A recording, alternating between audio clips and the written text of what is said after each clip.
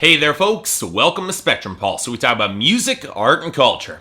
And today we're going to be talking about the newest album, the major label debut album from Rachel Platten, titled Wildfire. You know, there are very few times worse to be an album critic than right at the beginning of January. And the sad fact is that there's actually a lot of reasonably good reasons for it. It's right after Christmas, after all, and heading to the doldrums of the winter months. Nobody's buying music right now. And thus, if labels are actually dropping material, it's the albums that were considered not even strong enough to be rushed towards a holiday release. In other words, I can only imagine that's why Shrimlight by Ray Shremmer was dropped at the beginning of January last year. It was clearly never designed to be a hit or more than just a novelty. The fact that it was just unfortunate for all of us. Now, thankfully, we got a new album from David Bowie dropping in a couple of days, mostly because it's David friggin' Bowie and he'll drop music whenever he damn well pleases, so this drought will not last for long. But until then, the most interesting thing I could dig up was Rachel Platten's major label debut album, Wildfire. Now, I already had a lot of bad feelings about this, because not only was Fight Song one of the most limp and forgettable hits of 2015, it was also a very, very poor man's Kelly Clarkson and not a good sign of what was to come. Sure, Stand By You was marginally better, but it's very telling that it's taken this long for Rachel Platten to gain any traction in the music industry, mostly because her music doesn't exactly reflect a lot of personality. What you probably don't know is that Rachel Platten has been making music since 2003, with her last album, Be Here, dropping in 2011 on the indie scene, basically providing a lot of TV soundtrack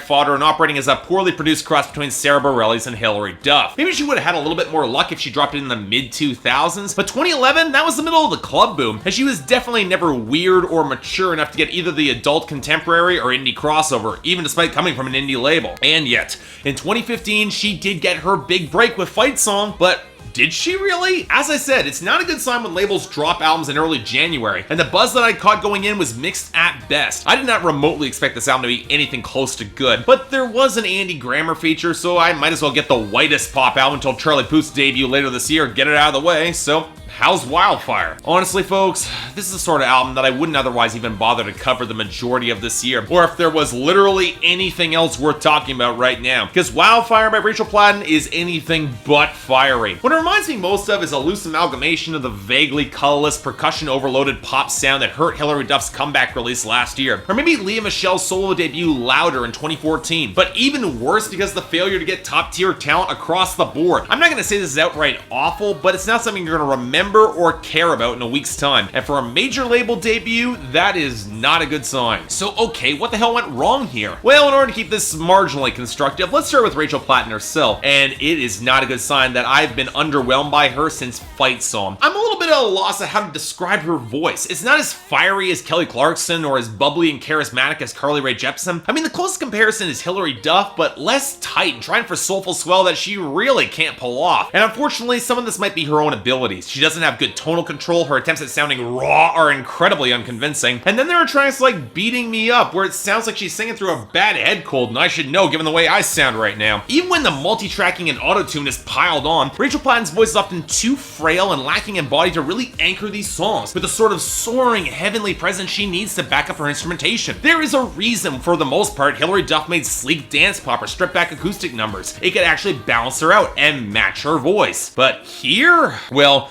a big part of the problem is the instrumentation and production itself, which might as well have been copy-pasted from any other modern pop record in recent memory. Percussion overloaded, reverb heavy, colorless synths, gutless guitars, and even trap hi-hats to completely accentuate the formless and generic nature of it all that sounds astoundingly thin and cheap. And I would challenge you to find any instrumental melody on this record that's remotely interesting. The closest we get is on Lone Ranger, and that's ripped off wholesale from Train's Angel and Blue Jeans. What caught me off guard is how clumsy so much of this feels. If I were to guess, I'd say that tonally, Rachel Platten was trying for heavenly soaring power, and at her best moments, I mean the huge hook that comes with the Jack Antonoff co-written Stand By You, the simpler love ballad A Better Place, the spacey sense and halfway decent groove on Astronauts that feels borrowed from Owl City in 2010, I mean, it gets close. But it all feels incredibly insubstantial thanks to the production that thinks that clattering and hammering percussion is a suitable replacement for any sort of bass line or groove or real foundation. For crescendos to build, you need something beneath them to build propulsion. That's why the loud, soft dynamic on Fight song feels so jarring, or the awkward twinkle against the synth walls on You Don't Know My Heart that break into this pile up of fake horns, or the sourness of Congratulations doesn't fit anywhere on this album. These points just don't work without foundation. And speaking of fake horns, I'd be remiss not to mention Hey Hey Hallelujah with Andy Grammer, where Rachel Platten tries and mostly fails to play a capricious alpha female. She's just nowhere near convincing in that role, and it's not helped by Andy Grammer completely over-emoting and warping the vocal balance of the track. Granted, none of this is helped by the songwriting, and no, I'm not talking about content yet, I'm talking about the writing itself. It's a bad sign when you're in your early 30s and you have lyrics like, "Who turned the lights down? Who took my flashlight?" when describing about heart hate, or "Fill me up with fireworks and tell me I'm skinny," or "I'm a caged bird, I'm on fire." This is some painfully high school poetry here, not helped by awkward syllable elongation and stuttering to fill up space in her bars. And of course, we must not forget Fight Song, which anchors its chorus in a rhyme with itself and still crams in the line, "Starting right now, I'll be strong," as opposed to "Yesterday, is this only a new thing you're planning here?" The writing feels amateurish, and it doesn't help the drippy, painfully naive emotional sentiments and themes. Now look, naivete can be an asset with the right tone. Effervescent dance pop pretty much runs on it, but this sort of guardian angel codependency thing that Rachel Platten attempts at, it's a lot less successful, doesn't work as well. Take You Don't Know My Heart, where Rachel Platten spends the entire song wishing that her partner could cut her open to reveal her true feelings, because whenever she tries to describe them in words, it sucks, to quote her. Hell, she seems to have a very poor opinion on speech in general, because Speechless basically operates on the shut up and kiss me template. But this is a problem because it mostly shows an underlying lack of emotional maturity that makes it impossible for me to take any of these songs all that seriously, especially when she's trying to play a more confident figure or a Lone Ranger. And what gets bizarre is how often she even undercuts it. I'll give Lone Ranger the slightest hint of credit for having her be distant in order to protect her heart, but Congratulations is much worse, where she basically curls up and surrenders to this guy behaving like an emotionally abusive asshole, where she'll take the fall this time, and there's zero indication she's actually gonna dump him. There needs to be a core of strength to push back, and I'm not seeing it on this record behind the drippy insecurities. This is why the themes don't work, which is probably why tracks like Astronauts and Better Place work as simpler love songs. Of course, when she goes too broad, we get Angels in Chelsea, where a few random acts of kindness have inspired her to think that things are getting better in this world. Okay, nice sentiment, but then on the chorus, she includes to support her point the line, "Wall Street, chic life." Again, it's more naive than outright awful, describing that group as angels, and I'm assuming she's not using the venture capital term. That's pretty disingenuous, at best. But look,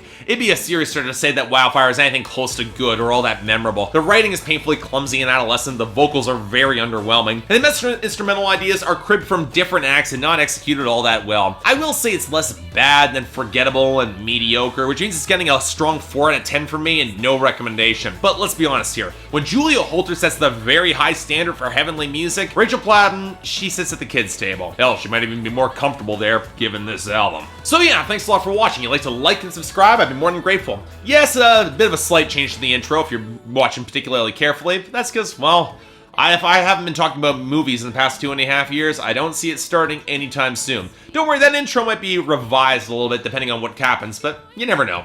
And keep in mind, after all, this is my own opinion. If you more relate to this music, I guess I can see why, but then again, when you have Pink and Kelly Clarkson, Demi Lovato, there are better artists doing this sort of thing. But till then, I'm Mark, you're watching Spectrum Pulse, and I'll see you next time.